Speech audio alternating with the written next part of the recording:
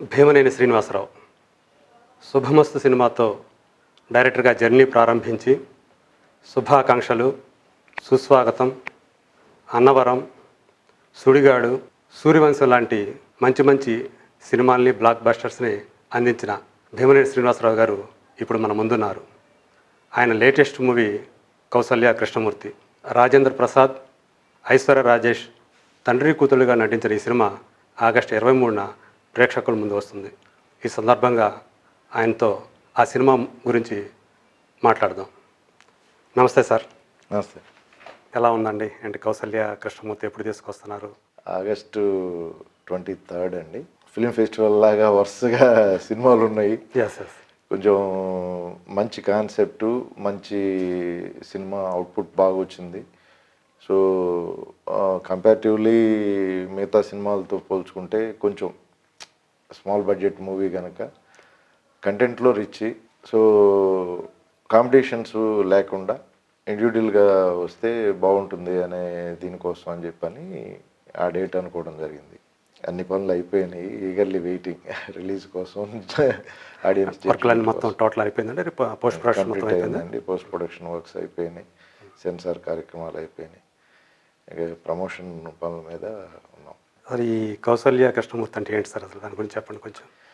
యాక్చువల్గా కౌసల్య అనేది అమ్మాయి పేరు, heroine name. Okay. Krishnamurthy father name. So Kousalya character వచ్చి ఐశ్వర్య రాజేష్ చేస్తుంది. ఫాదర్ క్యారెక్టరు రాజేంద్ర ప్రసాద్ గారు చేస్తున్నారు. సో రాజేంద్ర ప్రసాద్ గారు కృష్ణమూర్తి, ఆయన కృష్ణమూర్తి. ఓకే. ఎలా ఈ ప్రాజెక్ట్ అనేది ఎలా స్టార్ట్ అయింది? యాక్చువల్గా ఇది నేను కణ అని చెప్పి తమిళ్లో ఒక సినిమా చూశాను సార్. ఓకే.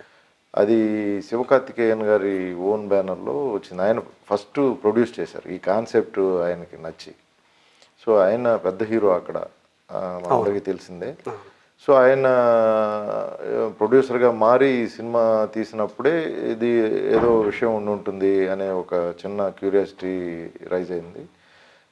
బిఫోర్ రిలీజే ప్రోమోస్ అవి చూసినప్పుడే ఇంట్రెస్టింగ్ అనిపించింది.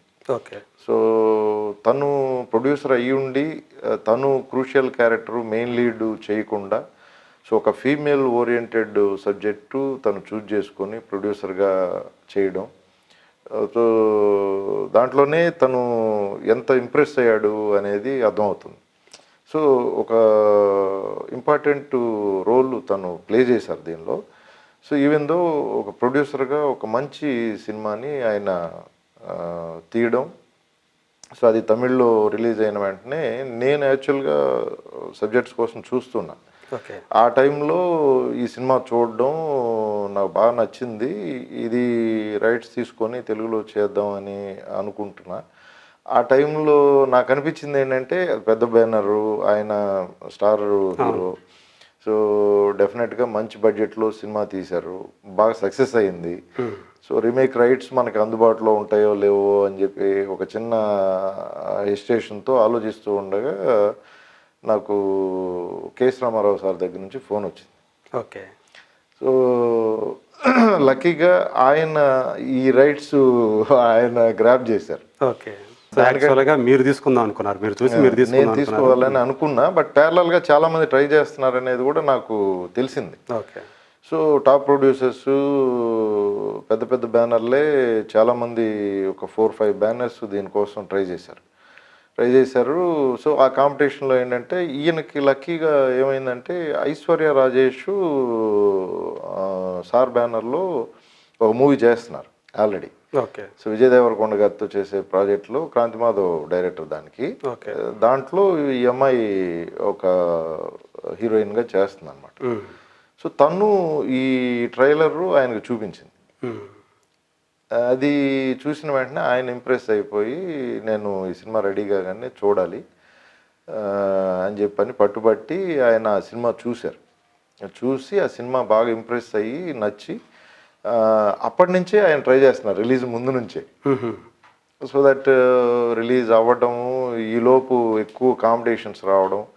సో దానిలో ఏంటంటే ఆటోమేటికల్లీ ఎక్కువ ఆఫర్స్ ఎవరి దగ్గర నుంచి వస్తాయో వాళ్ళకే ఇవ్వడానికి ట్రై చేస్తారు.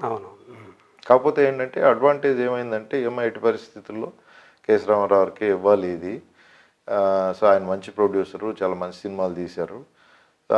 అది ఒకటేంటంటే తను ఇక్కడ వర్క్ చేస్తుంది కాబట్టి ఆ బ్యానర్లో ఆయనతో ర్యాపో ఉంది. సో ఆయన చేస్తే ఆ క్యారెక్టర్ రీటైన్ చేయొచ్చు, తనే చేయొచ్చు అనేది. వేరే వాళ్ళు తీసుకుంటే మళ్ళీ తనకి ఆ క్యారెక్టర్ వస్తుందో లేదో తెలియదు. అవును.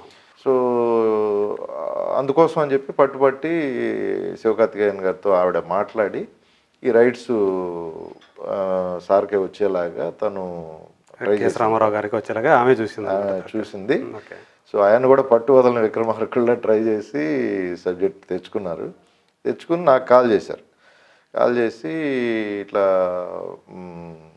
తమిళ్లో పెద్ద హిట్ అయిందండి అని అంటే, నేను చూశాను సార్ సినిమా, యాక్చువల్గా మీ కాంపిటేటర్గా నేను రావాలి కానీ ఆ కాంపిటీషన్ తట్టుకోగలం లేదా అని ఆలోచిస్తున్నాను, ఈలోపు మీరే తెచ్చేశారు. సో నాకు ఇంకొక బర్డెన్ కూడా తగ్గినట్టే కదా. ఇప్పుడు ప్రొడక్షన్ అనుకోండి, మళ్ళీ మనం ఫండ్స్ రైజ్ చేసుకోవాలి, ఆ హెడేక్స్ చూసుకోవాలి, బిజినెస్ చూసుకోవాలి, ఇవన్నీ ఉంటాయి. సో ఆల్రెడీ మనం ఏంటంటే ముందు సినిమా ఒకటి మనం డిసప్పాయింట్ చేసింది ప్రొడ్యూసర్గా. ఓకే. సో దానికోసం అని చెప్పని, సో నాకెప్పుడు కూడా ప్రొడ్యూసర్గా సినిమాలు తీయాలి అన్న పెద్ద ఇంపార్టెన్స్ కానీ ఇంట్రెస్ట్ కానీ లేదండి.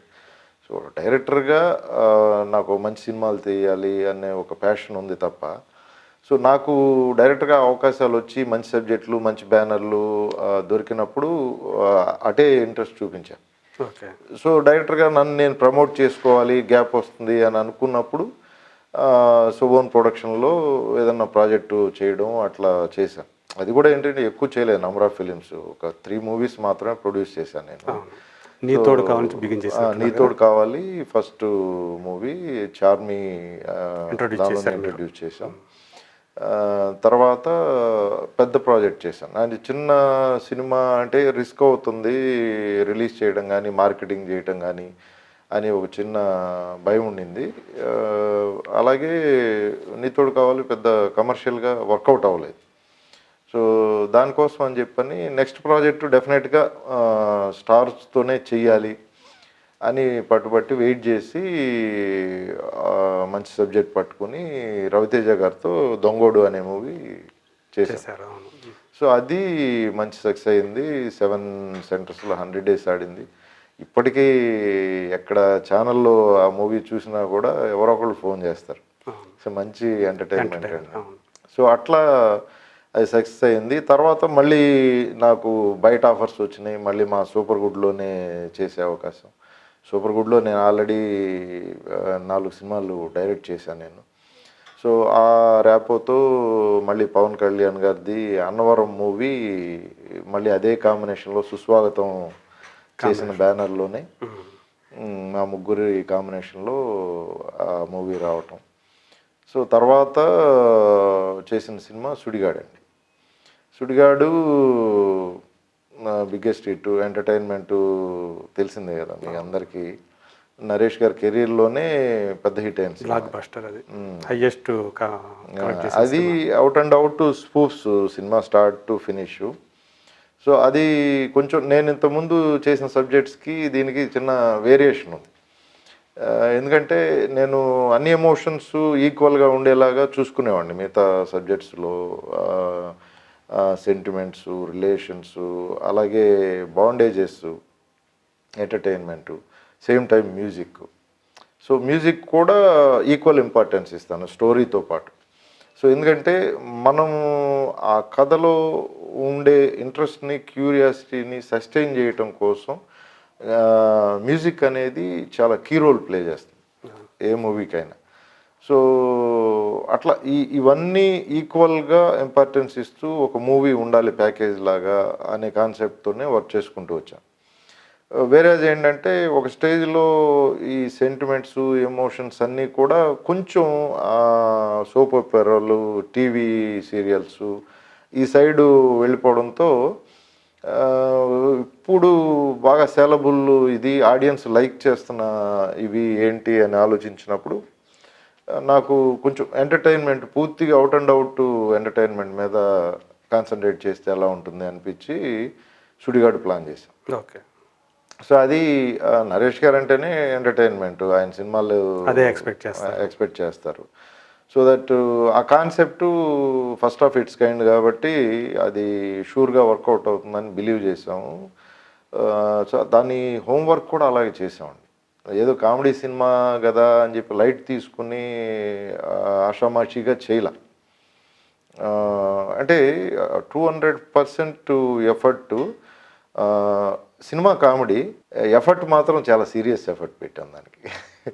సో అట్లా ఈచ్ అండ్ ఎవ్రీథింగ్, ప్రతి సీను ప్రతి బిట్టు కనెక్ట్ అయ్యేలాగా, రిఫ్లెక్ట్ చేసుకునేలాగా, ఐడెంటిఫై అయ్యేలాగా ఇది పలానా సీను పలానా సినిమాలోది అని రిలీజ్ అయ్యేలాగా, ఐడెంటిఫై అయ్యేలాగా. అంటే మనం ఈ సినిమాలో 24 క్రాఫ్ట్స్ అంటాం.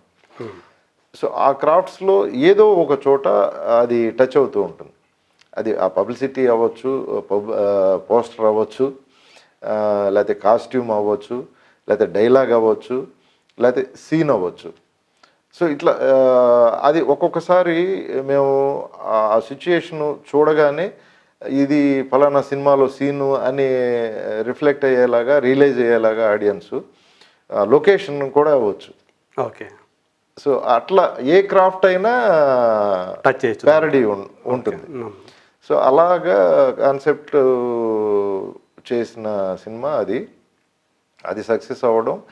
సో ఆ తర్వాత మళ్ళీ ఏం చేయాలన్నప్పుడు మళ్ళీ ఒక సీరియస్ సబ్జెక్ట్కి వెళ్ళాను. అది కూడా ఏంటంటే మళ్ళీ రవితేజ గారితో చేయాలని ఆ సబ్జెక్ట్ తీసుకున్నాను. సమ్హౌ అది కొంచెం రియలిస్టిక్ సబ్జెక్టు. స్పీడ్ ఉన్నోడు, అది సుందరపాండ్యన్ తమిళ్ మంచి సక్సెస్ అయింది. కొంచెం రాగా ఉంటుంది, రియలిస్టిక్గా, న్యాచురల్గా ఉంటుంది. సో అలాంటి రా సబ్జెక్ట్స్ మన ఆడియన్స్కి ఇంతకుముందు ఎగ్జాంపుల్స్ ఏ తీసుకున్నా కూడా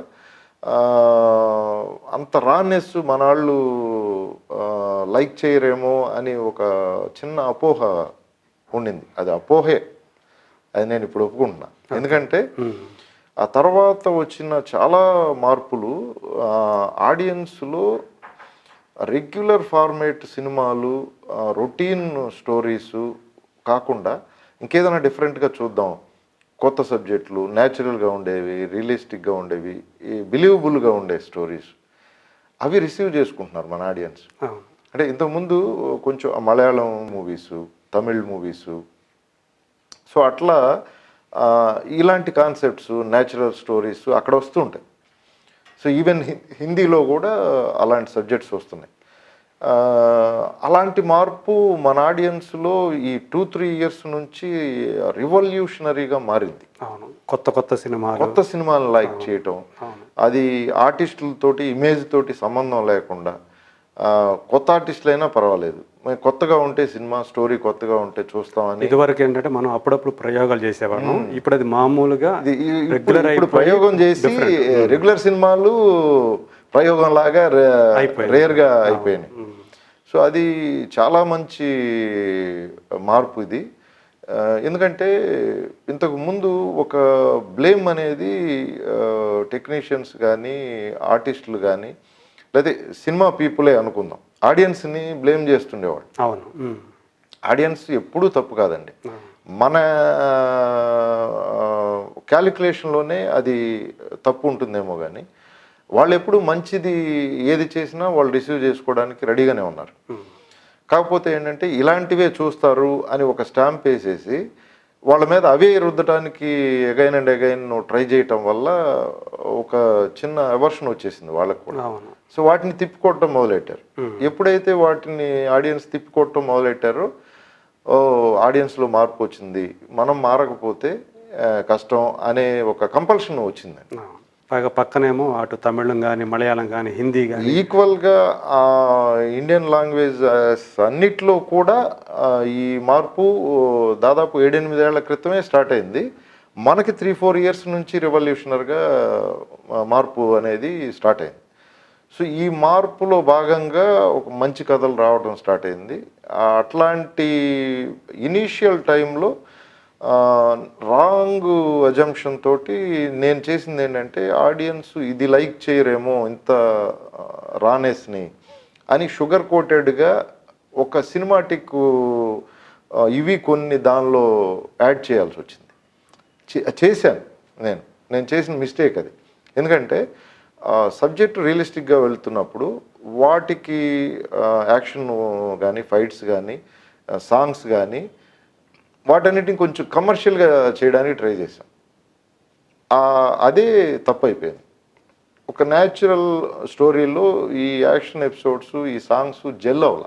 సో ఆటోమేటిక్గా ఏంటంటే సబ్జెక్ట్తో పాటు వాళ్ళు ట్రావెల్ అవ్వలేకపోయారు. ఎందుకంటే సబ్జెక్ట్ వెళ్తున్నప్పుడు మళ్ళీ ఈ సాంగ్స్ ఫైట్స్ బయటికి తీసుకొచ్చేస్తాం. ఫర్ ఎగ్జాంపుల్ ఏంటంటే ఒక ఇంట్రడక్షన్ ఫైట్ హీరో 10 మందిని కొట్టేస్తాడు. సో ఇది రెగ్యులర్గా షూట్ చేసాం ఇంట్రడక్షన్. సో ఒక హార్స్ మీద నుంచి అతను రావడం ఫైట్ చేయటం. సో ఇది అన్యాచురల్గా ఉంది, సినిమాటిక్గా ఉంది. సో ఎప్పుడైతే 10 మందిని కొట్టేశాడో వీళ్ళు మనకి చూపించబోయే సినిమా ఎలాంటిది అనేది చిన్న డైలమాలోకి వచ్చేసారు. సో రెగ్యులర్ సినిమా చూపిస్తున్నారు అని ఒక న్యాచురల్ స్టోరీ రన్ అవుతుంది సీన్స్లో. సో ఇది జెల్ అవ్వాల.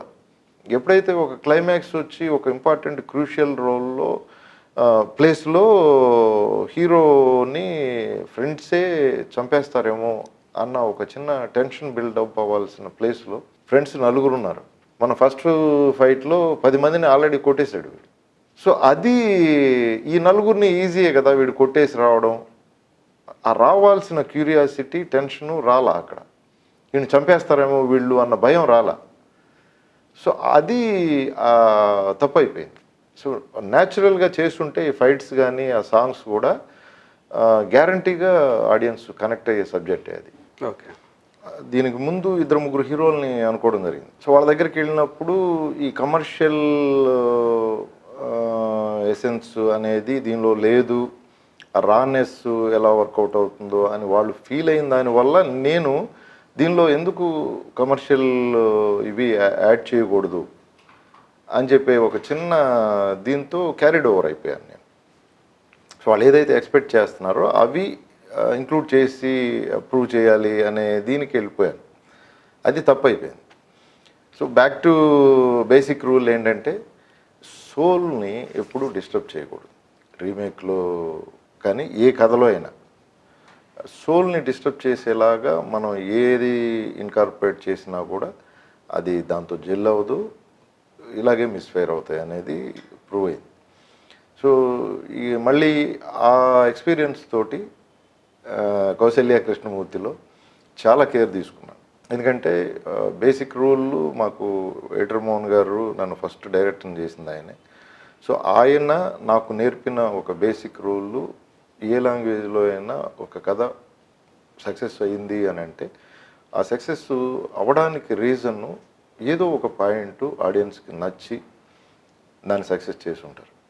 అది ఏ పాయింట్ ఆడియన్స్కి నచ్చింది, దానిలో ఉన్న సోల్ ఏంటి, ఆ సోల్ని మనం రీప్రజెంట్ చేసేటప్పుడు ఎప్పుడూ డిస్టర్బ్ చేయకూడదు అనేది. మిగతావి ఎంటర్టైన్మెంట్ కొంచెం మనం సాంగ్స్ కానివ్వండి, నేటివిటీ విషయాలు ఇవి కొంచెం మార్పులు చేర్పులు చేసుకోవచ్చు. సో అలాగా నేను ఈ కౌశల్య కృష్ణమూర్తి తీసుకున్న వెంటనే ఫస్ట్ నుంచి దాని మీద స్ట్రాంగ్గా ఈ సబ్జెక్ట్లో ఉన్న న్యాచురల్ ఇది ఏదైతే ఉందో అది మిస్ అవ్వకూడదు. ఫస్ట్ డేనే మన తెలుగు సినిమా అనగానే కొంచెం గ్లామర్ అవసరం అనే ఒక ఇది ఉంటుంది.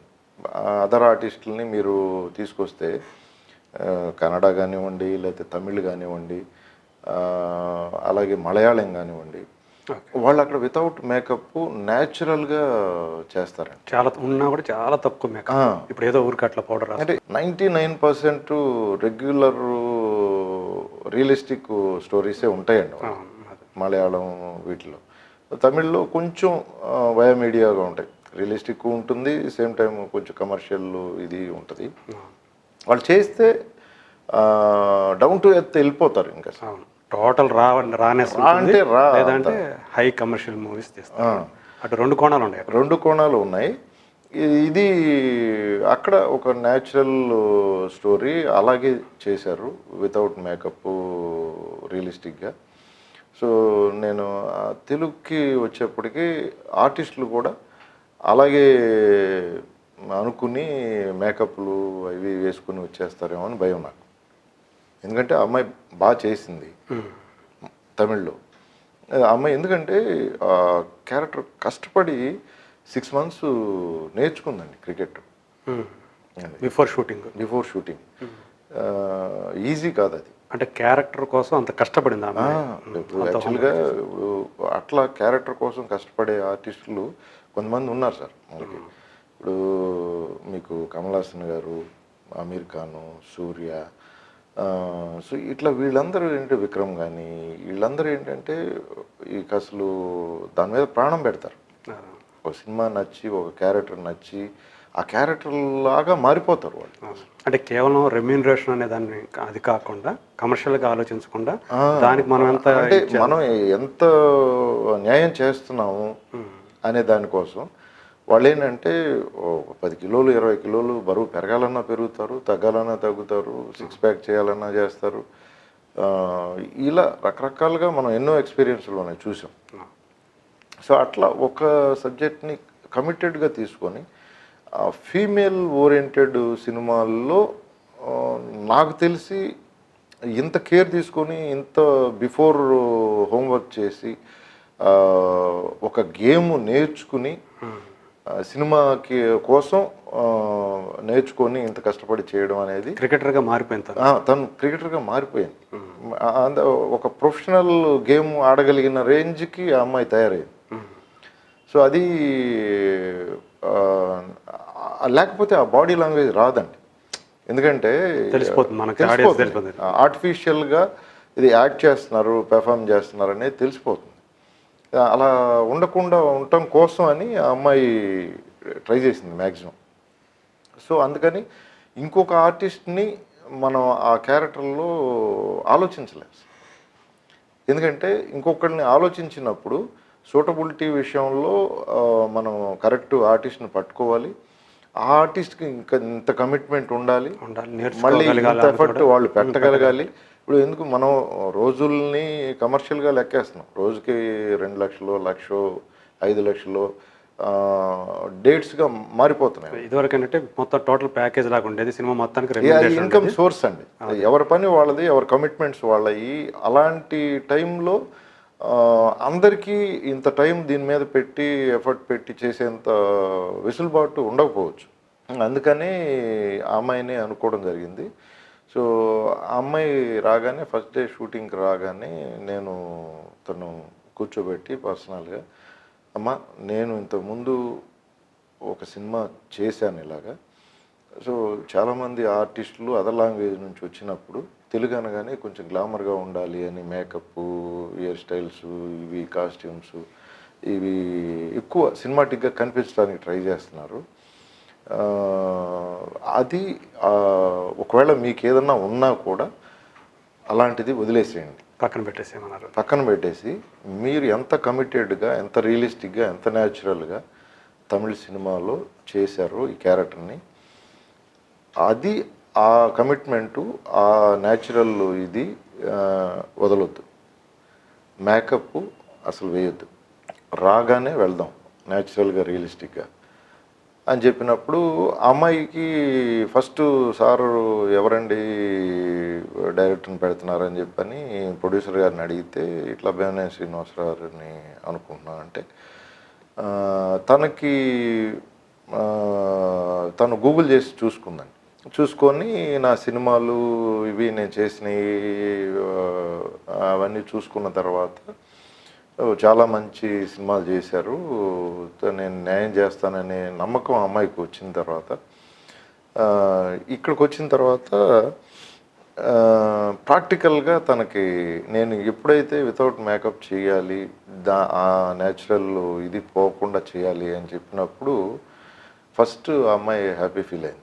నా డైరెక్టర్ కరెక్ట్గానే ఉన్నారు అని ఆమె కూడా. అంటే నేను అనుకున్న సినిమా ఏదైతే ఉందో, నేను చేసిన సినిమాకి 100% న్యాయం జరుగుతుంది.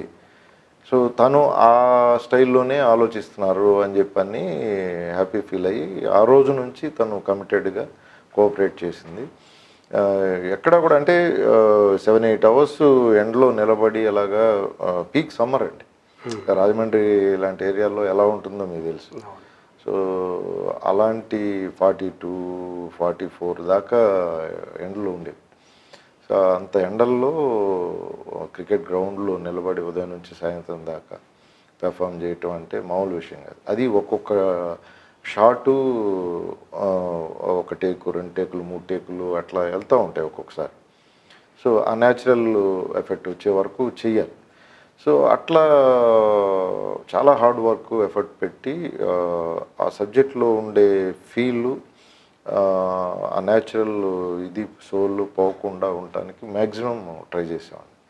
సో అలాగే అందరికీ సాటిస్ఫాక్టరీగా అవుట్పుట్ వచ్చింది. So we are very confident about the movie అండి.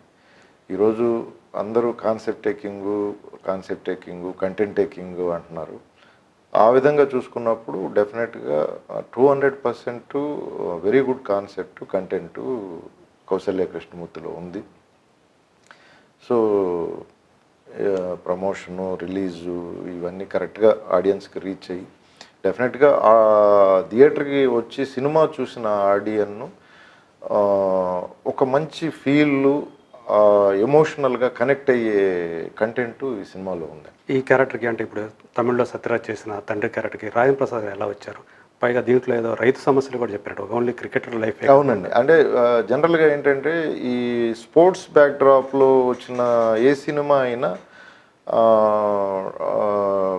కొంచెం పర్ఫెక్ట్ స్క్రీన్ ప్లేతో చెప్పగలిగితే మ్యాక్సిమం 99% సక్సెస్లు ఉన్నాయండి. సో ఎందుకంటే ఆ కాన్సెప్ట్లోనే ఒక అండర్ డాగ్ స్టోరీ ఉంటుంది. సో తన శక్తులన్నీ మోకరించి ఒకడు ఒక గోల్ సాధించాలి అని కష్టపడుతున్నాడు అని అన్నప్పుడు ఎదుట చూసే వాళ్ళందరికీ ఇతను ఇంత కష్టపడుతున్నాడు, ఇది అచీవ్ చేస్తే బాగుండు తన గోల్ని అని మనం ఆ క్యారెక్టర్తో పాటు ట్రావెల్ అవుతాం. సహానుభూతి అంటాం అది. సో ఆ సింపతి కానీ ఆ ఇది కానీ ఆ క్యారెక్టర్ మీద మనకు వస్తుంది. సో అది కూడా ఏంటంటే కంటిన్యూస్గా అతను విన్ అవుతున్నాడు అనే కాన్సెప్ట్లోనే మనం చూపిస్తూ ఉంటే కనెక్ట్ అవ్వలేకపోవచ్చు. బట్ ఏంటంటే న్యాచురల్గా హడ్డిల్స్ ఉంటాయి, చూపిస్తాం. ఆ పెయిన్ ఆ కనెక్టివిటీ ఇష్యూస్ కనుక ఆడియన్కి కనెక్ట్ చేయగలిగితే డెఫినెట్గా క్యారెక్టర్తో పాటు ట్రావెల్ అవుతాం. సో అలా చాలా సక్సెస్లు ఉన్నాయి, ఎగ్జాంపుల్స్ ఉన్నాయి మనకి. ఇప్పుడు మీకు దంగల్ కానివ్వండి, చెక్ దే ఇండియా కానివ్వండి, రీసెంట్గా మనకు వచ్చిన మజిలీ కానివ్వండి, జెర్సీ కానివ్వండి. సో ఇట్లా చాలా స్పోర్ట్స్ బేస్డ్ మూవీస్ వస్తున్నాయి ఈ మధ్య, సక్సెస్ఫుల్ ఉన్నాయి, పెద్ద హిట్లు ఉన్నాయి. సో అట్లా ఆ క్రికెట్ బ్యాక్డ్రాప్లో వస్తున్న ఇంకొక మంచి స్టోరీ, వాటికి దీనికి వేరియేషన్ ఏంటంటే సో ఇది ఫీమేల్ ఓరియంటెడ్ స్టోరీ. సో జనరల్గా క్రికెట్ అనగానే మనందరికీ ఒక ఇది అబ్బాయిలాట అనేది ఒక స్టాంప్ పడిపోయింది. సో అట్లాంటి టైంలో ఇవాళ ఇండియన్ టీముల్లో ఉమెన్ క్రికెట్ ఇది కూడా చాలా స్ట్రాంగ్గా ఉంది. సో మిథాలీ రాజు ఇట్లాంటి వాళ్ళందరూ కూడా చాలా ఫైట్ చేసి చాలా లాంగ్ కెరీర్ ఉంది. దాదాపు 20 years దగ్గర తను ట్రావెల్ చేసింది క్రికెట్లో, ఇప్పటికీ క్యాప్టెన్గా కొనసాగుతుంది. సో తను కూడా ఈ స్టోరీ బాగా కనెక్ట్ అయ్యారండి. సో మన ప్రమోషన్కి వచ్చారు, తన ఒక ఇంటర్వ్యూలో కూడా లేడీ క్రికెటర్స్ని ఎంకరేజ్ చేయండి అని చెప్పని అందరికీ చెప్పారు. సో అమ్మాయిలు క్రికెట్ వైపు రావడం అనే ఆలోచన చాలా టఫ్ డెసిషన్ అది. ఎందుకంటే ఫిజికల్గాను మెంటల్గాను చాలా హర్డీల్స్ని ఓవర్కమ్ చేసి రావాల్సిన సిచ్యువేషన్ రావాలి, ప్లస్ ఫ్యామిలీ సపోర్ట్ చాలా కావాలి. అది దీని నుంచి మళ్ళీ అదర్ దాన్ దిస్ ఏంటంటే చాలా పాలిటిక్స్ ఉన్నాయి బయటకు వచ్చేవి. ఈ సినిమాలో ఏంటంటే ఆ పాలిటిక్స్ని గురించి వీటిని గురించి మేము పెద్దగా డిస్కస్ చేయలేదు. కానీ బట్ ఏంటంటే ఒక అమ్మాయి ఒక పల్లెటూరులో పుట్టి ఒక రైతు కుటుంబంలో పుట్టి ఇటువైపు ట్రావెల్ చేసి క్రికెట్ని గోల్గా డ్రీమ్గా మార్చుకుని ఇంటర్నేషనల్ క్రికెట్ ఆడే రేంజ్కి ఎదిగింది అని అంటే దానికి ఎన్ని హర్డిల్స్ వస్తాయి, ఎట్లాంటి హర్డిల్స్ ఉంటాయి, వాటిని ఎలా ఈ అమ్మాయి ఓవర్కమ్ చేసి వచ్చింది అనేది చాలా ఇంప్రెసివ్గా ఉంటుందండి. స్క్రీన్ ప్లే కానీ ఆ ట్రావెలింగ్ అది. మీరు అన్నట్టు ఏంటంటే మనం ఇంతకుముందు చూసిన సినిమాలన్నిటిలో స్పోర్ట్స్ బ్యాక్గ్రౌండ్ అనగానే స్పోర్ట్స్ మీద ట్రావెల్ అవుతూ వెళ్తాం, ఎక్కువ వేరే డీవియేషన్స్ ఉండవు. ఉన్న ఎంతవరకు ఉంటాయంటే ఈ స్పోర్ట్స్కి, ఫ్యామిలీ ఇష్యూస్కి, లేకపోతే ఆ లవ్కి, ఈ రొమాంటిక్ యాంగిల్కి ఇవి ఎలాగ హడ్డిల్ అవుతున్నాయి అనే పాయింట్ ఆఫ్ వ్యూలోనే ట్రావెల్ అయినాయి. సో ఇంకొకటి ఏంటంటేనండి, ఫాదర్ ఫార్మరు రైతు ఇష్యూని కూడా దీనిలో ప్యారలల్గా ట్రావెల్ చేస్తూ ఫాదర్ అండ్ డాటర్ ఇద్దరు సమస్యల్ని ఈక్వల్గా డిస్కస్ చేస్తూ వెళ్ళిన స్టోరీ ఇది. సో చాలా ఛాలెంజింగ్ స్క్రీన్ ప్లే సార్ ఇది. సో ఎక్కడ ఓవర్ డోస్ ఉండకూడదు, ప్రీచింగ్గా అనిపించకూడదు, మనం ఏదో మెసేజ్లు చెప్తున్నాం అనే ఫీలింగ్ రాకూడదు. సో న్యాచురల్గా జెల్ అయిపోయినాయండి ఈ సబ్జెక్ట్లో ఎమోషన్స్, వచ్చే స్ట్రగుల్స్. సో ఇది షుగర్ కోటెడ్గా ఒక క్రికెట్ అనేది అందరికీ ఇష్టమైన ఆట. ఆ ఆటను మనం ఎంజాయ్ చేస్తూ ఆ ఆటలో ఈ అమ్మాయి సక్సెస్ అవ్వాలని కోరుకుంటూ సేమ్ టైం సపోర్ట్ చేస్తున్న ఫాదర్కి ఇన్ని కష్టాలు ఉన్నాయి. సో వీటిని కూడా మనం ఫీల్ అవుతూ సో వాటిని ఎలాగా పరిష్కరించాలి, ఎట్లా చేయాలి అని డిస్కస్ చేస్తూ ట్రావెల్ చేసిన స్క్రీన్ ప్లే ఇది. అదే నాకు కానివ్వండి, ప్రొడ్యూసర్ గారికి కానీ బాగా కనెక్ట్ అయిన ఇష్యూ.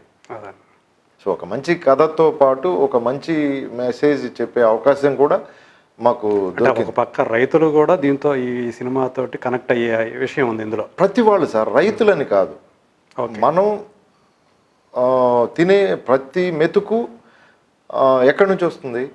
ఒక రైతు పండిస్తేనే. రైతు కష్టం అది. ఆ రైతు ఎన్ని కష్టాలు పడుతున్నాడు అనేది తెలియని వాళ్ళు చాలామంది ఉండొచ్చు. సో ఇవాళ చాలా డిస్కషన్స్ వస్తున్నాయి. ఇవాళ మనం కాన్వెంట్లుకి వెళ్తున్నారు, సిటీలు అంటే ఆరిజిన్స్ మనం రూట్స్ ఎక్కడన్నా ఉండేవండి, విలేజెస్ నుంచే వచ్చి ఉండొచ్చు. మీ నాన్న, మా నాన్న, మా తాత, మీ తాత, ఈ జనరేషన్ కొంతమంది ఏంటంటే ఒక జనరేషన్ ముందు వచ్చి ఉండొచ్చు, కొంతమంది ఈ జనరేషన్లోనే వచ్చి ఉండొచ్చు, టౌన్స్కి కానీ సిటీస్కి కానీ. మీరు చేసే జాబ్ వేరే అయి ఉండొచ్చు, నేను చేసే జాబ్ వేరే అయి ఉండొచ్చు. బట్ మా ఫాదర్ ఫార్మర్, మీ ఫాదరో లేకపోతే మీ ఫాదరో ఫార్మర్ అయి ఉంటాడు గ్యారంటీ. సో అట్లా అది నేను బాగా కనెక్ట్ అయ్యానండి. రెండు ఇష్యూలు నేను ఈ సబ్జెక్ట్ ద్వారా కనెక్ట్ అయినవి. ఒకటి, క్రికెట్ అంటే ఇంట్రెస్ట్ ఉంది చిన్నప్పటి నుంచి, అది ఒకటి. ఇది కాకుండా ఒక రైతు కొడుగ్గా నేను ఫీల్ అయింది ఏంటంటే, మా ఫాదర్ పడ్డ కష్టము, స్ట్రగులు, ఫార్మర్గా ఆయన ట్రావెలింగ్లో నేను చూస్తూ వచ్చాను. నేను స్కూల్కి వెళ్ళినా లేకపోతే కాలేజీకి వెళ్ళినా ఈ గ్యాప్లో వాళ్ళకి హెల్ప్ చేస్తూ, హాలిడేస్ ఉన్నాయి, సండే వస్తుంది, స్కూల్ లేదు, కాలేజీ లేదు, పొలం వెళ్ళి ఏదన్నా పవర్ స్ప్రేతోనో దీంతోనో మందు కొట్టాలి. సో వెళ్ళిపోయేవాళ్ళం, వెనక ఇది తగిలించుకొని స్ప్రే చేస్తూ మందు కొట్టి వచ్చేవాళ్ళం. సో అట్లాగే ట్రాక్టర్ అనేది ఇప్పుడు డామినేట్ చేస్తుందండి. ఇవన్నీ యంత్రాలు ఇవన్నీ వచ్చిన తర్వాత కోత యంత్రాలు ఇవన్నీ వచ్చేసినాయి, చాలా మార్పులు వచ్చినాయి వ్యవసాయంలో కూడా. బట్ మా చిన్నప్పుడు ఏంటంటే ఇంకా ఎడ్లతోనే వ్యవసాయం చేసేవాడు. అప్పుడు ట్రాక్టర్ అనేది ఊరికి ఒకటి వారో ఉండేది, చాలా తక్కువ. సో అట్లాంటి టైంలో వ్యవసాయం కూడా నేర్చుకుని అప్పుడప్పుడు వ్యవసాయం కూడా చేసేవాళ్ళు. ఎడ్లతో వ్యవసాయం చేసాం, అన్ని పనులు చేశాను సార్ నేను. ఏది వ్యవసాయానికి సంబంధించి అన్నీ తెలుసు, అన్ని పనులు చేశాం. మీరు స్వయంగా? నేను వ్యవసాయం చేశానండి, దున్నాను, పొలం దున్నాను, మందు కొట్టాను, విత్తనాలు వేసేవాళ్ళము, అన్ని పనులు చేసాం. ఇప్పటికి ఉండే మీకు? అంటే మాకు ఇప్పుడు మా ఫాదరు మదరు లేరండి ఇప్పుడు.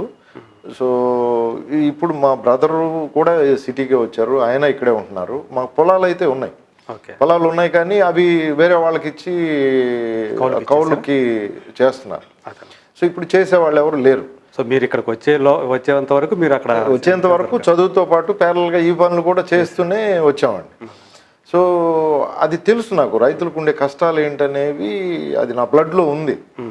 సో అది నేను కనెక్ట్ అయ్యాను. అది ఆ ఎమోషను ప్రతి వాళ్ళు కనెక్ట్ అయ్యేలాగా చెప్పగలిగాం. అంటే అందరూ తమ మూలాల్లోకి వెళ్ళిపోతారు. సో మనం తినే ప్రతి మెతుకులోనూ ఒక రైతు కష్టం ఉంది, ఆ రైతుకి ఇలాంటి కష్టాలు ఉన్నాయి, సర్వైవల్ స్ట్రగుల్స్ ఉన్నాయి అన్నప్పుడు బాధపడే వాళ్ళు బాధపడతారు, స్ట్రగుల్ అయ్యేవాళ్ళు స్ట్రగుల్ అవుతారు. అట్లీస్ట్ ఫీల్ అయ్యేవాళ్ళు అయ్యో ఆ రైతుకి ఆ కష్టం రాకుండా ఉండాల్సింది అనైనా అనుకుంటాం మనం. సో ఆ విధంగా రాజేంద్ర ప్రసాద్ గారు ఇంప్రెస్ చేస్తారు రైతుగా. చాలా మీకు ఎలాగైతే హీరోయిన్ క్యారెక్టర్ క్రికెట్ సైడ్ తను చాలా స్ట్రాంగ్గా ఉంటుందో, ప్యారలల్గా సపోర్ట్ చేసే ఫాదర్ క్యారెక్టర్ కూడా అంతే స్ట్రాంగ్గా ఉంటుంది. ఈ రెండు క్యారెక్టర్లు ఈక్వల్గా ట్రావెల్ చేయటం వల్లే ఒక రైలు ట్రావెల్ చేయాలంటే రెండు పట్టాలు ఉంటాయి. ఈ సినిమాకి ఆ రెండు పట్టాలు, ఒకటి ఐశ్వర్య రాజేష్ అయితే ఇంకోటి రాజేంద్ర ప్రసాద్ గారు. సో ఈ సినిమా కథ ఈ మొత్తం వాళ్ళిద్దరి మీదే ట్రావెల్ అవుతుంది. సో అట్లా వీళ్ళిద్దరి ఎమోషన్స్, బాండేజెస్, వాళ్ళ మధ్య వచ్చే సీన్స్ ప్రతి వాళ్ళు హార్ట్ టచ్ చేసేలా ఉంటాయి. సో అట్లా ఈ రాజేంద్ర ప్రసాద్ గారు ఈ క్యారెక్టర్ అనుకున్నప్పుడే నాకు తమిళ్లో సత్యరాజ్ గారు చేశారండి. సత్యరాజ్ గారు మనందరికీ తెలుసు, మనకి తెలుగులోనూ చాలా సినిమాలు చేస్తున్నారు. ఆయన ఫస్ట్ విలన్గా వచ్చి అక్కడి నుంచి హీరో అయ్యి మళ్ళీ క్యారెక్టర్ ఆర్టిస్ట్గా మారి అతను కామెడీ చేయగలరు, సేమ్ టైము ఎమోషన్ పండించగలరు, వెర్సటైల్ యాక్టర్ ఆయన.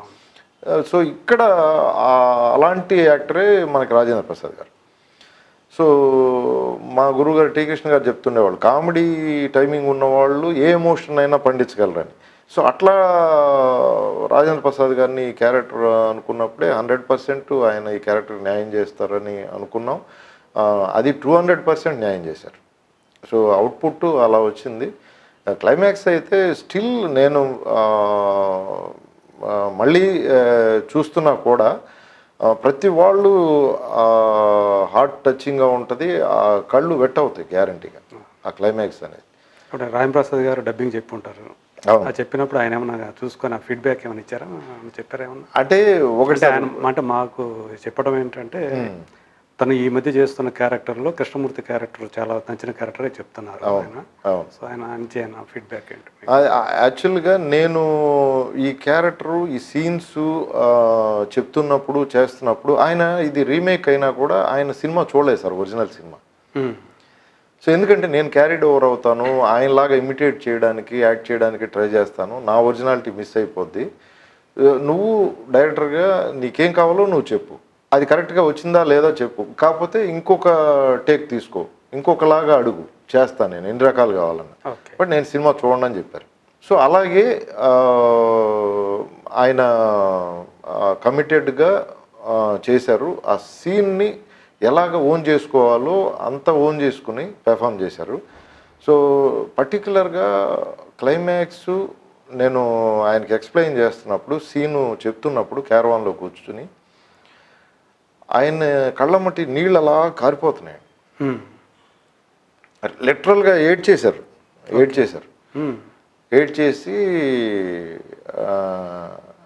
నేను ఏంటంటే టచ్ అయిపోయాను నాకు కూడా.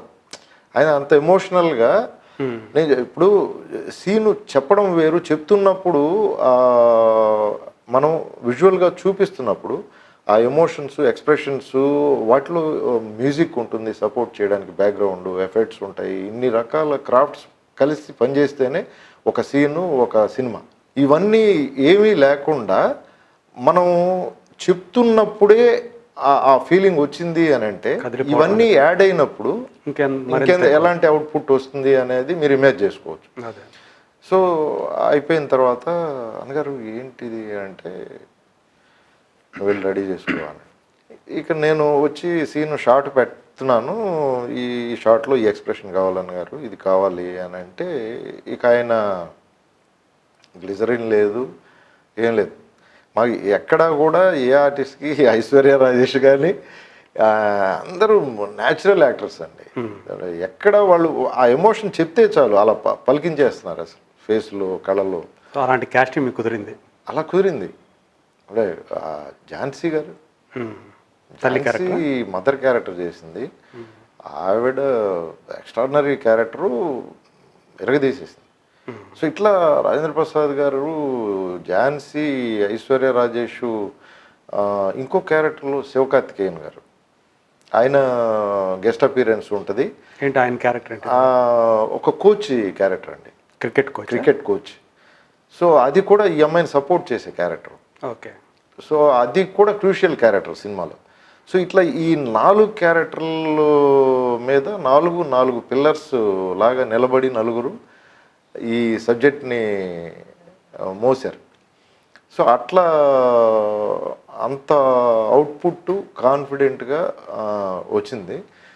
సో ఇట్లాంటి ఎమోషన్స్ ఇవన్నీ కూడా నాకు ఫస్ట్ నుంచి కూడా ఇష్టమైన ఎమోషన్స్ అండి. ఈ రిలేషన్స్ ఇవి ఎక్స్ప్లోర్ అవడం. సుస్వాగతం నుంచి కూడా ఫస్ట్ సినిమానే సోమస్త్ అండి. సోమస్తు నా ఫస్ట్ డెబ్యూ డైరెక్టర్గా. అందులో పెద్ద ఆర్టిస్టులను డైరెక్ట్ చేశాను. అందులో దాసరి గారు, సత్యనారాయణ గారు. సో వాళ్ళిద్దరి క్రూషియల్ రోల్స్ అండి. అలాగే హీరో జగపతి బాబు గారు, ఇంద్రజ, ఇద్దరు హీరోయిన్స్, బ్రహ్మానందం గారు, వీళ్ళందరికీ మంచి క్యారెక్టర్స్. మరి ఏంటంటే వీళ్ళిద్దరి మీద ఎక్కువ స్టోరీ రన్ అవుతుంది. ఇద్దరు బ్రదర్స్ బాండింగ్ ప్లస్ ఒక దానికోసం మళ్ళీ ఇద్దరి మధ్య గొడవ రావడం, క్లాష్ రావడం, అవన్నీ ఆ ఎమోషన్స్ ప్రతి ఒక్కళ్ళు కనెక్ట్ అయ్యే ఎమోషన్ అండి. సో ఇవాళ మైక్రో ఫ్యామిలీస్ అయిపోయినాయి, మనం డివైడ్ అయిపోయాము. ఎవరికి వాళ్ళుగా ఉంటున్నా సరే మన ఆరిజిన్స్ ఇప్పుడు ఇది ఎలా ఉంటుందంటేనండి, ఎప్పుడన్నా మనం పండగ వచ్చినప్పుడు సంక్రాంతికో, దసరాకో, దీపావళికో మన ఊళ్ళకి వెళ్ళిపోతుంటాం.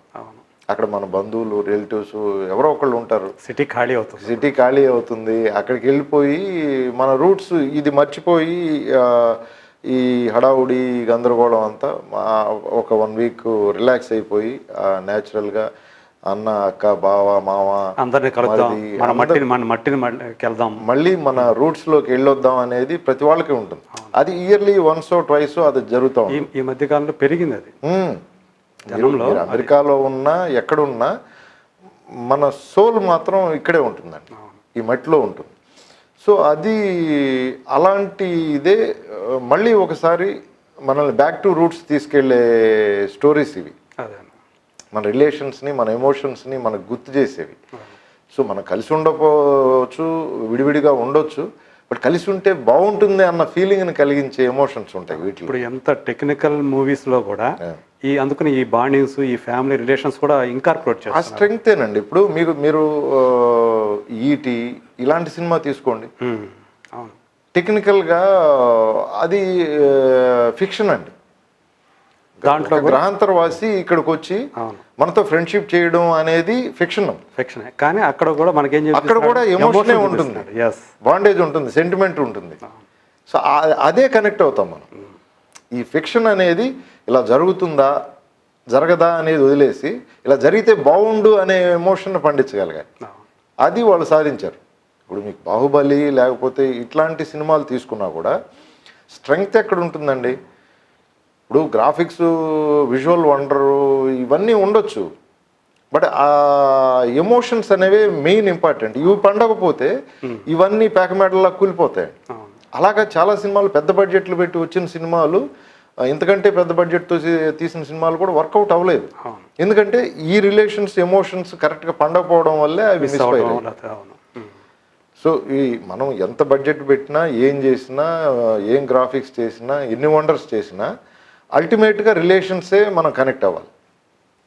సో అట్లా ఈ ఎమోషన్స్లో ఆ స్ట్రెంగ్త్ ఉంది, ఈ బాండేజెస్లో ఆ స్ట్రెంగ్త్ ఉంది. ఇవి మనం డెఫినెట్గా కనెక్ట్ అవుతాం. వాటిని నమ్మి చేసిందే అది 100% మనం స్క్రీన్ మీద ట్రాన్స్లేట్ అవ్వాలి అనే దీంతో చేసాము. అది వర్కౌట్ అయిందండి బాగా. మీ గురుగారు టీ కృష్ణ గారు చూస్తే అన్ని అభ్యుదయ సినిమాలు చేశారు, అన్ని సోషల్ ఇష్యూస్ మీద చేశారు. మీరు ఆయన శిష్యుడై ఉండి కంప్లీట్గా వేరే ఈ మీరు అన్నట్టు ఈ ఫ్యామిలీ ఎమోషన్స్ ఈ బాండింగ్స్ దట్టు మీరు ఎక్కువ రీమేక్స్కే పరిమితం అయ్యారనేది ఎందుకని మీకు అది అట్లా? అంటే ఒకటండి, ఇప్పుడు యాక్చువల్గా ఇది ఒకటి రెండు సార్లు ఇంతకుముందు అడిగారు. నేను ఎప్పుడు కూడా వర్క్ నేర్చుకోవాలి, ఒక డైరెక్టర్ అవ్వాలి అనే దీంతో నేను ఇండస్ట్రీకి వచ్చాను. సో ఇండస్ట్రీకి వచ్చిన తర్వాత నేను ఒక్కళ్ళ దగ్గరే స్టిక్ ఆన్ అవ్వలేదండి. ఫస్ట్ చేరడం టీ కృష్ణ గారి దగ్గర చేరాను.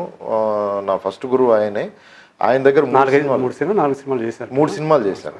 దేవాలయం చేశారు, వందే మాత్రం, దేవాలయం, అలాగే రేపటి పౌరులు. ఈ 3 సినిమాలు ఆయన దగ్గర వర్క్ చేశానండి. బట్ దాంతోపాటు మాకు ఇంకో గురువు గారు ముత్యాల సుబ్బయ్య గారు, ఆయన కో డైరెక్టర్గా ఉండేవాళ్ళు. సో ఈవెన్ ఆయన చూసుకున్నా కానీ ఆయన టీ కృష్ణ గారి బాటలో చాలా కాలం నడిచిన వ్యక్తి ఆయన.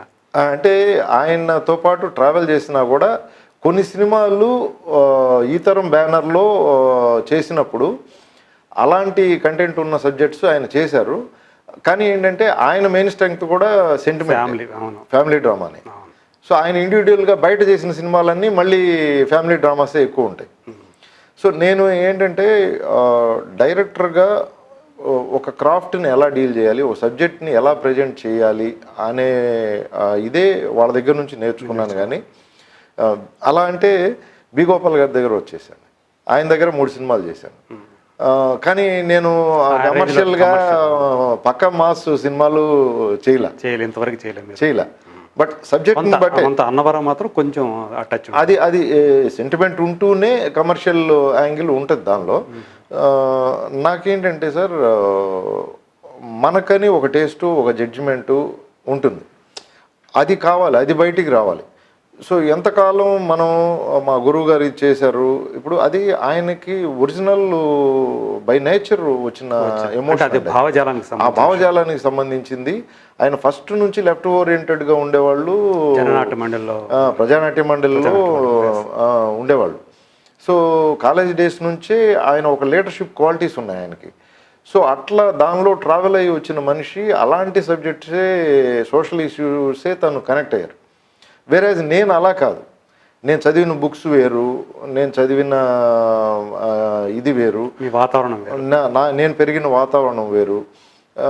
సో అది దానికి తగ్గట్టుగా ఇప్పుడు ఇది ఎలా ఉంటుందంటే, నా గురువుగారు అలాంటి సినిమాలు చేశారు కాబట్టి నేను వాటికి అసిస్టెంట్గా చేశాను కాబట్టి అలాంటి సబ్జెక్ట్సే డీల్ చేయాలి అని చేస్తే పులిని చూసి నక్క వాతలు పెట్టుకున్నట్టు ఉంటుంది. అది నా ఒరిజినాలిటీ రాదు, నేను ఇమిటేట్ చేసినట్టు ఉంటుంది. అది అలా ఉండకూడదని చెప్పనే ఉద్దేశంతో నాకు ఇష్టమైన ఎమోషన్, నేను కనెక్ట్ కాగలిగింది, నేను ఎక్స్ప్లోర్ కాగలిగిన ఎమోషన్స్నే టచ్ చేస్తూ వచ్చాను. అది కూడా ఏంటంటే, ఇంకొక కంప్లైంట్ ఏంటంటే, అది నా బలం అవనివ్వండి, బలహీనత అవనివ్వండి, అది రీమేక్. నేను ఎప్పుడు చూసింది ఏంటంటే, ఒక మంచి కథ అది రీమేకా లేకపోతే డైరెక్ట్ సబ్జెక్టా. ఎవరైనా ఒక కథని ప్రజెంట్ చేయడానికి, కథని క్రియేట్ చేయడానికి స్టిమ్యులేషన్ కావాలి ప్రతి వాళ్ళకి. ఎవరికి బుర్రలు చించేసుకొని ఓన్గా క్రియేట్ చేసేసి ప్రజెంట్ చేసాం అనేదనుకుంటే, ఎక్కువ మందికి 99% పీపుల్కి ఏదో ఒక ఇన్స్పిరేషన్ కావాలి, స్టిమ్యులేషన్ కావాలి ఆలోచనకి. అది వాళ్ళ పర్సనల్ లైఫ్లోంచి రావచ్చు, వాళ్ళ ఫ్యామిలీలో జరిగిన ఇష్యూస్లోంచి రావచ్చు, లేకపోతే తన పక్క కుటుంబంలో జరిగిన ఇన్సిడెంట్స్ కావచ్చు, ఎక్కడో కనెక్ట్ అవుతారు. సో అవి న్యాచురల్గా జరిగినవి, తను చూసినవి, తనకు వచ్చిన ఆలోచనలోంచి పుట్టిన వాటిని క్రియేషన్ అంటున్నాం మనం. అదే అలాగే ఇంకొకళ్ళు ఆల్రెడీ క్రియేట్ చేసి ప్రజెంట్ చేసిన దాన్ని మనం అది తీసుకొచ్చి ఇక్కడ చేస్తున్నాం, రీక్రియేట్ చేస్తున్నాం, దాన్ని రీమేక్ అంటున్నాం. సో ఇవి ఏమంటున్నా, ఈ ఆలోచనలో, ఈ క్రియేషన్ దానిలో ఇంకొక వర్గం ఉంది. అదేంటంటే, వేరే లాంగ్వేజెస్లోంచి ఎక్కడో నవలో చూసో చదివో దాని నుంచి ఇన్స్పైర్ అయ్యో, లేకపోతే వేరే లాంగ్వేజ్ సినిమా చూసో ఇన్స్పైర్ అయ్యి దాన్ని మన నేటివిటీ కన్వర్ట్ చేసుకొని చేంజెస్ చేసే సినిమాలు కొన్ని ఉంటాయి. ఇవేమవుతున్నాయి, ఇవి కూడా క్రియేషన్ దానిలోకి వెళ్ళి చేరిపోతున్నాయి. సో అలా ఉన్నప్పుడు మనకు కావాల్సింది మంచి కథ. ఎక్కడైనా మనం చూసిన మంచి కథని మన ఆడియన్స్ కూడా ఇది చెప్పగలిగితే బాగుంటుంది అనే ఆలోచన వచ్చినప్పుడు ఈ సబ్జెక్ట్ని ఇది రీమేక్ ఎందుకు చెయ్యాలి అని తీసి దాన్ని పక్కన పెట్టేసి మనం సొంతగా ఏదో చెప్దామని ట్రై చేయటం, అది సక్సెస్ అవ్వచ్చు, ఒక్కొక్కసారి ఫెయిల్ అవ్వచ్చు. డైరెక్ట్ సబ్జెక్టులు అన్నీ సక్సెస్ అవుతాయని చెప్పలేము, అలాగే రీమేక్లు అన్నీ కూడా సక్సెస్ అవుతాయని కూడా చెప్పలేము. బట్ దీనిలో ఏంటంటే ఒక చిన్న అష్యూరెన్స్ మీకు ఏదో మొత్తానికి ఏదో ఒక కనెక్టింగ్ పాయింట్ ఒకటి ఉంది. అది మెయిన్ రీజన్ ఏంటంటేనండి, నేను ఈ రూట్లో ట్రావెల్ చేయడానికి మెయిన్ రీజన్ ఏమైందంటే, ఏటర్ మోహన్ గారి దగ్గర నేను మామగారు అనే సినిమాకి కోడైరెక్టర్గా వర్క్ చేశాను. అది మా గురుగారు ముత్యాల సుబ్బయ్య గారే దానికి డైరెక్టర్. సో ఆ సినిమా చేస్తున్నప్పుడు ఇది రీమేక్. సో దీన్ని సోల్ పోకుండా రీప్రజెంట్ చేయాలి అనే ఆలోచన వచ్చినప్పుడు, సో యాజ్ ఏ ప్రొడ్యూసర్ ఏంటంటే ఆయన ఒరిజినల్ సినిమాలో ఉన్న మంచి పాయింట్స్ కానీ ఏదన్నా మిస్ అవుతున్నప్పుడు తను ప్రతిసారి లొకేషన్లో ఉండి డైరెక్టర్తో పాటు ఇంటర్ఫీర్ అయ్యి ఇన్వాల్వ్ అయ్యి ఆయన డిస్టర్బ్ చేయకూడదు ప్రొడ్యూసర్గా. ఈ ప్రొడ్యూసర్ ఇంటర్ఫీర్ అవుతున్నాడు అనే ఫీలింగ్ వస్తే డైరెక్టర్ ప్రొడ్యూసర్ రిలేషన్స్ దెబ్బతింటాయి. సో అందుకని చెప్పని ఆ రెస్పాన్సిబిలిటీ నా మీద పెట్టాడు ఆయన. సో నువ్వు డైరెక్టర్ పక్కనే ఉంటావు ఎప్పుడు, సో ఏదన్నా మంచి పాయింట్ అనుకున్నది ఇది ఏదన్నా మిస్ అవుతుంటే డైరెక్టర్కి గుర్తు చేసి ఇది మిస్ అవ్వకుండా చూడాల్సిన బాధ్యత నీది అని దాసరి గారు చెప్పారా? మోహన్ గారు ప్రొడ్యూసర్ గారు చెప్పారు. సో అలాగా ఆ ట్రావెల్ చేసి ఆ ఒరిజినల్ సోల్ మిస్ అవ్వకుండా అందరం జాగ్రత్తగా డీల్ చేసి ప్రజెంట్ చేసిన సినిమా మామగారు. సో అలాగే దాసరి గారు కూడా నేను ఆ సినిమాకి కోడైరెక్టర్గా వర్క్ చేయటం వల్ల ఒక గ్రేట్ పర్సన్తో నేను వర్క్ చేసే అవకాశం దొరికింది. నేను ఆయన దగ్గర శిష్యర్కం చేసే అవకాశం నాకు కలగల. కొన్ని వందల మంది శిష్యులు ఆయన దగ్గర నుంచి వచ్చారు, యూనివర్సిటీ. సో అట్లాంటి డైరెక్టర్ దగ్గర పనిచేసే అవకాశం రాకపోయినా ఆయనతో కలిసి పనిచేసే అవకాశం వచ్చింది. సో అది అంటే కొన్ని వందల సినిమాలు డైరెక్ట్ చేసిన డైరెక్టరు ఇంకొక డైరెక్టర్ డైరెక్షన్లో ఆర్టిస్ట్గా చేస్తున్నప్పుడు డైరెక్టరు సీటుకి ఆయన ఎంత మర్యాద ఇస్తాడు అనేది ఒక ఎగ్జాంపుల్ అండి. ఒక స్టూడెంట్ లాగా, ఒక కొత్త ఆర్టిస్ట్ లాగా డైరెక్టర్ ఏం చెప్తే అది చేసి పక్కకెళ్ళి కూర్చునేవాడు తప్ప ఎప్పుడు డైరెక్టర్ జాబ్లో ఇంటర్ఫీర్ అయ్యి ఇది కాదు ఇలా చేస్తే బాగుంటుంది అని ఏ రోజు అనలేదండి ఆయన. అది నేను ఆయనతో చూశాను. సో నేను వెళ్ళి చెప్పినా కూడా గురుగారు ఇది ఇట్లా అనిపించింది నాకు, ఇది ఏదన్నా ఇంకో 1 more చేస్తే బాగుంటుంది. నేను కో డైరెక్టర్గా ఉన్నప్పుడే డైరెక్టర్ గారు ఓకే అన్నా కూడా నేను ఒక్కొక్కసారి ఇట్లా ఇంకొంచెం బెటర్మెంట్ చేస్తే బాగుంటుందని అడిగిన సందర్భాలు ఉన్నాయి. అది దానికి ఆయన యాక్సెప్ట్ చేసిన సందర్భాలు ఉన్నాయి. సో అట్లా మా రిలేషను ఆ సినిమాతో ట్రావెలింగు ఒకటి, నేను ఆ రీమేక్లో ఉన్న టేస్ట్ని ఎంజాయ్ చేయడానికి అటు కన్వర్ట్ అవ్వడానికి అదొక రీజన్ అయింది మామగారు అనే సినిమా. అలాగే దాసరి గారితో కలిసి పనిచేసిన ఎక్స్పీరియన్స్ తోటి ఒక ఫస్ట్ డైరెక్షన్ చేసేటప్పుడు కూడా ఆయన్ని డైరెక్ట్ చేసే ధైర్యం వచ్చింది. ఎందుకంటే ఈయన డైరెక్టర్గా ఆర్టిస్ట్గా ఉన్నప్పుడు డైరెక్టర్ జాబ్లో ఇంటర్ఫీర్ అవ్వడు, ఆల్రెడీ మీకు పరిచయం ఉన్న వ్యక్తి, ట్రావెల్ అయిన మనిషి. సో అందుకే ధైర్యంగా ఆయన మెయిన్ క్యారెక్టర్గా పెట్టి సోమస్తు సినిమాని ఫస్ట్ డైరెక్ట్ చేశాను. సో ఎలాగైతే మా గురువు గారు ముత్యాల సుబ్బయ్య గారు డైరెక్షన్లో చేసినప్పుడు ఆయన ఎలాగైతే యాక్ట్ చేశారో నేను ఫస్ట్ డైరెక్టర్ని అయినా కూడా చెప్పింది చేసి అలా పక్కకెళ్ళి సైలెంట్గా కూర్చునేవాళ్ళు అంతే. 1-2 సార్లు ఇంకా సత్యనారాయణ గారు నేనన్నా పర్ఫెక్షన్ కోసం 1 more అని అడుగుతున్నా, 3-4 టేకులు తీసుకుంటున్నా. సత్యనారాయణ 1-2 సార్లు సత్యనారాయణ గారు విసుక్కున్నా కూడా ఏంటి బాగానే ఉంది కదా ఎందుకు అన్నా కూడా, ఎందుకు తను అడిగాడు కదా డైరెక్టరు, తను ఏ కావాలనుకున్నాడో అది చేసి పెడితే పోతుంది కదా, captain of the ship director అంటాడు కదా, రా 1 more చేద్దాం అని చెప్పి ఆయన తీసుకొచ్చి చేయించేవాడు.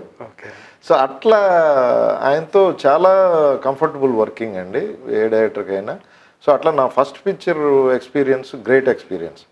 సో అట్లాంటి ఒక లెజెండ్ డైరెక్టర్ని డైరెక్ట్ చేసే అవకాశం వచ్చింది. సో అది సక్సెస్ అయింది, 100 days ఆడింది. సో ఆ తర్వాత మీకు తెలిసిందే శుభాకాంక్షలని, ట్రావెలింగ్, శుభాకాంక్షలు, సుస్వాగతం అని. సుస్వాగతం, సూర్యవంశం వరుసగా బిగ్గెస్ట్ హిట్స్ వచ్చినాయి. సో ఫెయిల్యూర్స్ చూసాము, సక్సెస్లు చూసాము. సో ఇప్పుడు ఇక్కడ ఉన్నాం ప్రస్తుతానికి. కరెక్ట్. అయితే మీరు అంటే ఇది ఒరిజినల్ రీమేక్ అనుకున్నప్పుడు నిజానికి కొంతమంది చెప్పడం ఏంటంటే ఒరిజినల్ కథతో తీయటం అనేది కొంచెం కష్టమైన పని, రీమేక్ అనేది ఆల్రెడీ ప్రూవ్డ్ సబ్జెక్ట్ కాబట్టి అది ఈజీగా అని చెప్పేసి అంటారు. మీరేమంటారు? ఒక రీమేక్ అంటే కొంతమంది అంటే ఒరిజినల్కి తగ్గట్టుగా ఏదైతే చేసి రీమేక్ మెప్పించడం కష్టమైన పని, అది కూడా ఛాలెంజింగ్ అంటారు. మీరేమంటారు? రెండూ ఉన్నాయి సార్. యాక్చువల్గా చెప్పాలంటే ఇది ఇంకా టఫ్ జాబ్ అని నా ఫీలింగ్. అంటే నేను రీమేక్లు చేస్తాను కాబట్టి, నా మీద ఆ కంప్లైంట్ ఉంది కాబట్టి నేను దాన్ని జస్టిఫై చేసుకోవడం కోసం చెప్తున్న మాటలా ఉంటుంది ఇది నేను చెప్తే. ఎందుకంటే ఒరిజినల్ సబ్జెక్టు ఒకే ఒక రిస్క్ ఏముంటుందంటే, అది మనం చేసుకున్న సబ్జెక్టు దాన్ని కరెక్ట్గా ప్రజెంట్ చేయగలిగితే అది సక్సెస్ ఆర్ ఫెయిల్యూర్. సక్సెస్ అయితే ఆ డైరెక్టర్ క్రెడిట్ ఇస్తాం, ఫెయిల్ అయితే ఆ డైరెక్టర్ మిస్ఫైర్ అయింది అతను అనుకున్నది అని అనుకుంటాం. ఇక్కడ అలా కాదు. వేరే లాంగ్వేజ్లో సక్సెస్ అయిన సినిమాని తీసుకొచ్చి ఇక్కడ రీప్రజెంట్ చేస్తున్నప్పుడు సక్సెస్ అయినా దాని వెనక మనం చేసిన హార్డ్ వర్క్, ఎఫర్టు తెలియకుండా పోతుంది ఒక్కొక్కసారి. ఎందుకంటే రీమేకే కదా, ఆ లాంగ్వేజ్లో ఆడింది, దాన్ని తీసుకొచ్చి చేస్తారు అంతే కదా అంటారు. అదే రీమేక్ మిస్ఫైర్ అయింది అనుకోండి, ఇంకా చాలా డేంజర్. వీడికి రీమేక్ కూడా చేయడం చేత కాదు అంటారు. సో ఇదే నాలుక రెండు రకాలుగాను మాట్లాడేస్తుంది. సో ఏంటంటే అది ఎప్పుడు కూడా నేను రీమేకే కదా అని, ఇది ఆడింది అక్కడ, ఇక్కడ కూడా ఆడేస్తుంది కదా అని షార్ట్ టు షార్ట్ ట్రాన్స్లేట్ చేసి, డైలాగ్ టు డైలాగ్ ట్రాన్స్లేట్ చేసి చేయలేదండి ఎప్పుడు. ఒక ఒరిజినల్ కథని మనం ఎలా తీసుకుని దాన్ని రీప్రజెంట్ చేస్తాము, అడాప్ట్ చేసుకుంటాము, ఓన్ చేసుకుంటాము, మన ఆడియన్స్ పాయింట్ ఆఫ్ వ్యూలో మన ఆడియన్స్ కనెక్ట్ అయ్యేలాగా చేయడానికి ఏం చేస్తాము, అదే ఎక్సర్సైజు నేను ఒరిజినల్ సబ్జెక్టుకి పెట్టే ఎఫర్ట్ కంటే ఎక్కువ ఎఫర్ట్ పెట్టి చేశాను. ఓకే. ఒక సబ్జెక్ట్ కోసం 6 months, 1 year, 1.5 years కూడా కూర్చొని చేసిన రోజులు ఉన్నాయి. ఓకే. రీమేక్ని అలా చేసిన సినిమాలు. అందుకే అదర్ లాంగ్వేజ్లో 100 days ఆడితే ఇక్కడ 200 days ఆడిన సినిమాలు ఉన్నాయి. అందుకే రీమేక్ని ఎప్పుడు బెటర్ చేశాను తప్ప చెడగొట్టాను అనేది ఎప్పుడూ రాలా నాకు. ఎగ్జాంపుల్ సుడిగాడు కూడా చాలా ఎఫర్ట్ పెట్టామండి. నేను ఇందాక చెప్పాను మీకు, కామెడీ సినిమా కదా అని కామెడీగా తీసుకొని తీలా, చాలా సీరియస్గా వర్క్ చేసాం. సో అందుకనే అప్పుడు ఏంటంటే కంటెంట్ని మీరు ఎంత ఎక్సర్సైజ్ చేసి ఎంత ఎఫర్ట్ పెట్టి చేస్తున్నారో దాని రిజల్ట్ మనకి తెలుస్తుందండి. ఇప్పుడు నేను కూడా నరేష్ గారి సినిమాల్లో అలాగే జోవియల్గా సరదాగా ఏదో కామెడీగా తీసుకుని చేస్తుంటే నార్మల్గా అది ఆరెంజ్ సినిమా లాగే ఉండేది. బట్ దానికి డబుల్ సినిమా లాగా అవుట్పుట్ వచ్చింది అని అంటే దాని వెనకున్న అఫెక్ట్, ఆ హార్డ్ వర్క్ అది ఎప్పుడు పే చేస్తుందండి. అది బిలీవ్ చేస్తాను నేను. అది నాకు తెలిసి మీ శుభమస్తు సినిమా 1995లోనే వచ్చింది అనమాట. సార్ 24 years అయిపోయింది. ఈ 24 yearsలో కేవలం మీరు ఒక 13 సినిమాలు చేశారు. సో ఎందుకని ఎంత స్లోగా రావడానికి? ఒకటండి, నేను యాక్చువల్గా ఎప్పుడు కూడా ఆ సినిమా నాకు నచ్చిందా లేదా, కనెక్ట్ అయిందా లేదా. ఎందుకంటే నాకు నచ్చకుండా, నేను కనెక్ట్ అవ్వకుండా ఆ సినిమాని తీసుకొచ్చి మెకానికల్గా చేశాను అనుకోండి, అది నేనే ఓన్ చేసుకోలేను. అది నా ఆడియన్స్ని నేను ఎలా కన్విన్స్ చేయగలను, ఇంప్రెస్ చేయగలను. సో ఏదైనా ఆ కథ నాకు నచ్చాలి, నచ్చే కథ దొరకాలి. దానికోసం 6 నెలలైనా సంవత్సరం అయినా వెయిట్ చేస్తూ వస్తున్నా. సో అందువల్ల ఏంటంటే నాకు నచ్చిన కథ దొరకడం, దాన్ని మళ్ళీ సినిమాగా తీసుకురావడంలో జరిగిన జాప్యాల వల్ల నేను నంబర్కి ఎక్కువ ఇంపార్టెన్స్ ఇవ్వాలి. ఇప్పుడు చేసిన సినిమాలన్నీ నాకు జాబ్ సాటిస్ఫాక్టరీగా ఉండాలి, నేను నా ఆడియన్స్కి నచ్చాలి, ఉన్న పేరు చెడగొట్టుకోకూడదు అనే దీనిలోనే వర్క్ చేస్తూ వచ్చా. అదే వర్కింగ్ స్టైల్ వల్ల నంబర్ ఆఫ్ ఫిలిమ్స్ తక్కువ చేశాను నేను. అంటే ఆల్మోస్ట్ 2 ఏళ్ళకి ఒక సినిమా చేశాను అంతే. కానీ అన్నవరం తర్వాత పవన్ కళ్యాణ్తో చేసిన తర్వాత చాలా గ్యాప్ తీసుకున్నాను. అవును. సో ఈ మధ్య కాలంలో ఏం చేశారని నాకు ఒక క్వశ్చన్. ఇప్పుడు అది 5-6 ఇయర్స్ తీసుకున్నారు గ్యాప్ అని. ఎక్కువ గ్యాప్ వచ్చిందండి. దానికి నేను యాక్చువల్గా ఒక స్క్రిప్టు, ఇది ఇప్పుడు మీరు అంటున్నారు కదా, ఒక గ్యాప్ ఏదైతే ఉందో రీమేక్స్ అని అంటున్నారు. సో నేను ఏదైనా ఒక మంచి సబ్జెక్టు రెడీ చేసి ఓన్గా ఒక స్క్రిప్ట్ చేసుకుని ప్రూవ్ చేద్దాము అనే దీంతో అక్కడ గ్యాప్ తీసుకొని 1.5 year 2 years కూర్చుని ఒక స్క్రిప్ట్ వర్క్ చేశాను. విత్ డైలాగ్ పర్ఫెక్ట్గా, విత్ షార్ట్ డివిజన్ రెడీగా ఉంది స్క్రిప్ట్. ఓకే. అది మన డైరెక్టర్స్ అసోసియేషన్లో కూడా నేను రిజిస్టర్ చేసి రెడీగా పెట్టుకున్నాను. ఓకే. సో దానికి పర్ఫెక్ట్ క్యాస్టింగు ఇది సెట్ అవ్వక అది డిలే అయిపోయింది. అది డిలే అవుతుంది, ఇంకా గ్యాప్ ఎక్కువ వచ్చేస్తుందనే ఉద్దేశంతో మళ్ళీ ఫ్రెష్ సబ్జెక్ట్ కోసం చూసి అది పట్టుకునేపాటికి, సుడిగాడు పట్టుకునేపాటికి ఇంకొక 6 months 1 year అయింది. అది దొరికిన తర్వాత మళ్ళీ దాని మీద కూర్చుని మళ్ళీ ఆ స్క్రిప్ట్ని నాకు సాటిస్ఫాక్షన్ వచ్చే వరకు రీవర్క్ చేశాను. దానికి ఒక 1 year పట్టింది. సో ఇట్లా అలాగా ఎక్కువ గ్యాప్ వచ్చేసింది, ఆల్మోస్ట్ హ్యూజ్ గ్యాప్ వచ్చింది. బట్ ఆ గ్యాప్ని కవర్ చేసేలాగా దాని అవుట్పుట్ వచ్చింది లక్కీగా. అంటే ఏదైనా ఒక సినిమా ఇవాళ ఏంటంటే సార్, ఇన్స్టంట్గా ఉందండి. ఆడియన్స్ ఇది అలాగే ఉంది కాన్సెప్టు. అంటే ఒక రెవల్యూషన్ ఇది వచ్చిందండి. ఇది టెక్నికల్గా కానివ్వండి, మనకి సోషల్ మీడియా అవేర్నెస్, ఇది ఏది జరిగినా ప్రపంచంలో ఇమీడియట్గా వెళ్ళిపోతుంది, సెకండ్స్లో తెలిసిపోతుంది, దొరికిపోతుంది. ఇంతకుముందు చాలామంది ఇక్కడి నుంచి ఇన్స్పైర్ అయ్యి సబ్జెక్టులు తీసుకొచ్చి చేయడం ఇట్లా జరుగుతూ ఉండేది. ఇవాళ ఆ ఛాన్స్ లేదు, తెలిసిపోద్ది. ఇది చెప్పేస్తున్నారు. బట్ వాళ్ళ ఆడియన్సే వాళ్ళకి పట్టించేస్తున్నారు. అవును, మీ పాయింట్ని ఇక్కడి నుంచి తీసుకొచ్చి ఇక్కడ చేశారు, ఒక్క పోస్టర్ వస్తే చాలు, ఈ పోస్టర్ పలానా చోట నుంచి చెప్పేస్తున్నారు.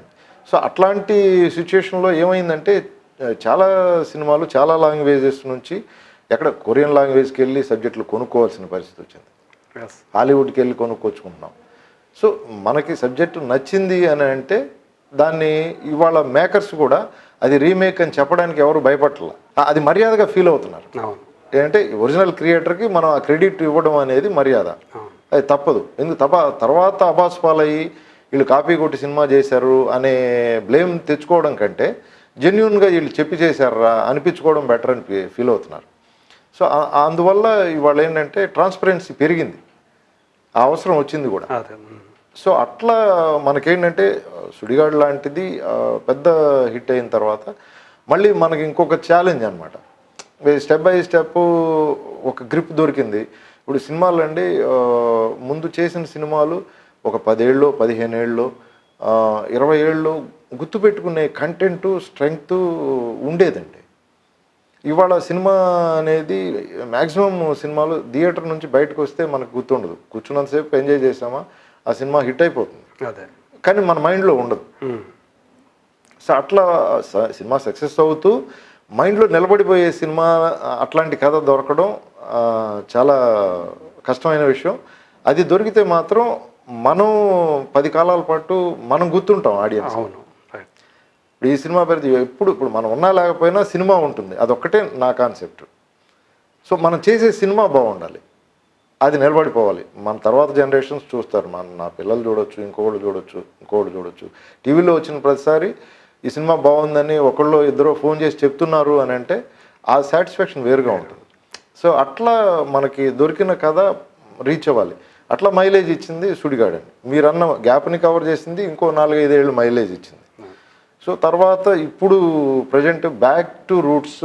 నాకేంటంటే మళ్ళీ నా స్ట్రెంగ్త్స్ ఏవైతే ఉన్నాయో, పొటెన్షియల్స్, సెంటిమెంట్లు, ఎమోషనల్, సేమ్ టైం ఎంటర్టైన్మెంటు, ఒక చిన్న మెసేజ్ ఉండేలాగా వర్కౌట్ అయిన సబ్జెక్టు ఈ సబ్జెక్ట్ అండి. కౌసల్య కృష్ణమూర్తి గ్యారంటీగా నా బెస్ట్ ఫిలిమ్స్లో ఒకటిగా ఇది ఉంటుందని బిలీవ్ చేస్తున్నాను. అంటే మీరు అన్నట్టు అంటే ఒక పక్క కమర్షియల్గా హిట్ అవడంతో పాటు 4 కాలాల పాటు గుర్తుండిపోయే సినిమా అండి. ఒక మంచి సినిమా చూసామనే సంతృప్తి ఉంటూ, ఒక మంచి సినిమా చేశారనే ఒక క్రెడిట్ ఒక డైరెక్టర్గా నన్ను గుర్తుపెట్టుకుంటూ ఉండే సినిమా ఇది అవుతుందని నమ్ముతున్నాను. అంటే మీకు అంటే ఒక డైరెక్టర్ కంప్లీట్ మీకు ఫ్రీడమ్ దొరికిందా ఈ సినిమా చేసేటప్పుడు? కేఎస్ రామారావు గారు ఇచ్చారా ఆయన? 200% ఆయన ఏంటంటే యాజ్ ఏ ప్రొడ్యూసర్ సెట్కి వెళ్ళే వరకు క్యాస్టింగ్ సైడ్ కానీ ప్లానింగ్ సైడ్ కానీ ఏముంటాయి ఏంటి అనేది డైరెక్టర్కి సపోర్ట్గా ఉంటూ మ్యూచువల్గా డిస్కస్ చేసుకుంటూ ఇది ఏళ్ళతో వెళ్దామా అనేది డిస్కస్ చేసుకుంటూ వస్తారండి. వన్స్ ఆయన సెట్కి వెళ్ళిపోతే ఏ రోజు ఆయన నా షూటింగ్ స్పాట్లో వచ్చేవాళ్ళు, బయట చేరేసుకుని కూర్చునేవాళ్ళు. ఏ రోజు లొకేషన్లోకి వచ్చి ఈ షాట్ ఏం తీస్తున్నారు, ఏం చేస్తున్నారు, ఇది ఎలా వస్తుంది సినిమా ఏంటి అనేది ఎప్పుడు ఇంటర్ఫీర్ అవ్వలేదు. ఎప్పుడు అలా లోపలికి వచ్చి నా సందర్భాలు కూడా లేవు. అంటే బహుశా మీరు పెద్ద సీనియర్ డైరెక్టర్ అవడం వల్ల కావచ్చు అది. లేదండి, నాకు తెలిసినంత వరకు ఆయన 47th ప్రొడక్షన్ అండి ఇది. ఆ డైరెక్టర్కి ఆయన ఎప్పుడు ఆ మర్యాద ఇచ్చారు. వన్స్ బిలీవ్ చేసి డైరెక్టర్కి ఆ డైరెక్టర్ని నమ్మి ఆయన ప్రాజెక్ట్ అప్పచెప్తే ఆయన జాబ్లో ఎప్పుడూ ఆయన ఇంటర్ఫీర్ అవ్వలేదండి. ఇది నేను నా ఎక్స్పీరియన్స్లో చూశాను. ఓకే, రైట్ సార్ డైరెక్టర్ గారు, thank you very much. So మీ కౌసల్య కృష్ణమూర్తి 23వ తేదీ వస్తున్నప్పుడు ఖచ్చితంగా విజయం సాధించాలని తెలుగు వన్ తరపున మనస్ఫూర్తిగా కోరుకుంటున్నామండి. థ్యాంక్ యూ అండి. ఆల్ ది బెస్ట్ అండి. Thank you.